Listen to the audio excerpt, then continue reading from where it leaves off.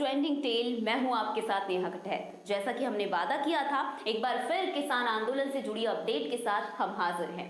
किसान आंदोलन की गूंज पूरे देश में सुनाई दे रही है और इसी गूंज के बीच इंसानियत की कुछ ऐसी तस्वीरें सामने आई हैं जिसे देखकर आप भी इमोशनल हो जाएंगे। किसानों की ये तस्वीरें इन दिनों सोशल मीडिया पर जमकर वायरल हो रही हैं और इन तस्वीरों को देखने के बाद देश भी कहीं ना कहीं किसानों के साथ खड़ा है।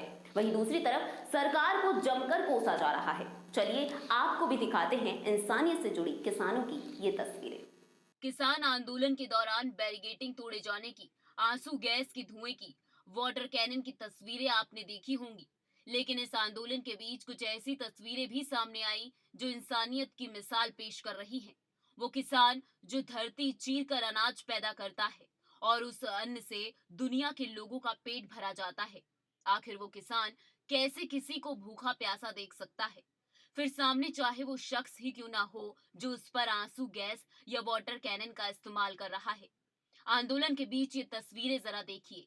इन तस्वीरों को शायद देखकर आप भी भावुक हो जाएंगे। एक पुलिसकर्मी काफी प्यासा था और अपनी ड्यूटी के बीच इस जगह से हट नहीं सकता था। उस पुलिसकर्मी को कैसे ही किसान पानी पिला रहा है, ये तस्वीरें भारत की सभ्यता और संस्कृति को दर्शाती हैं कि चाहे हालात कुछ भी हों, लेकिन इस देश का अन्नदाता अपना फर्ज निभाना नहीं भूलता। जरा इन तस्वीरों को भी देखिए। पूरी शिद्दत के साथ अपनी ड्यूटी निभाते इन पुलिसकर्मियों को खाना खिलाते ये वही किसान हैं जो पानी की बौछारों को सह रहे हैं, आंसू गैस के गोले के वार सह रहे हैं, लेकिन अपनी इंसानियत नहीं भूले। ये तस्वीरें बताती हैं कि इस देश में प्यासे को पानी पिलाना और भूखे को खाना खिलाना सबसे पुण्य है। इसी आंदोलन के बीच की जरा इन तस्वीरों को भी देखिए। एक एम्बुलेंस में उसमें सवार एक जिंदगी मौत के बिल्कुल करीब थी, लेकिन यहाँ भी मानवता की सबसे बड़ी तस्वीर सामने आई।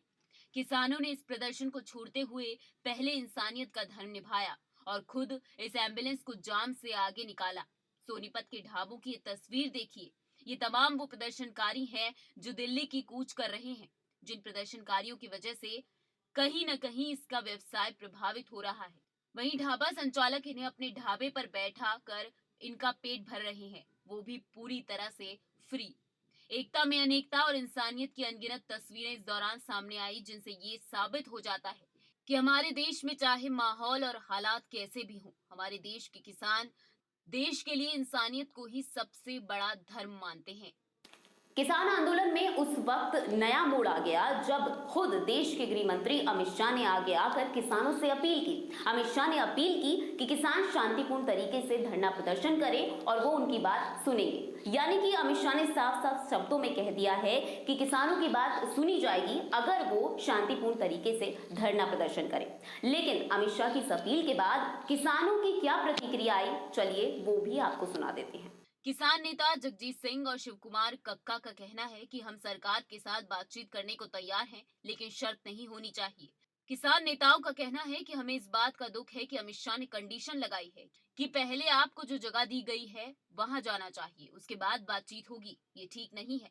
किसान नेताओं ने कहा कि बातचीत से ही समस्या का समाधान निकलता है, ये हम मानते हैं, लेकिन अमित शाह ने जो भी कहा उस पर कल बैठक होगी। हम विचार करेंगे कि हमें आगे क्या करना है।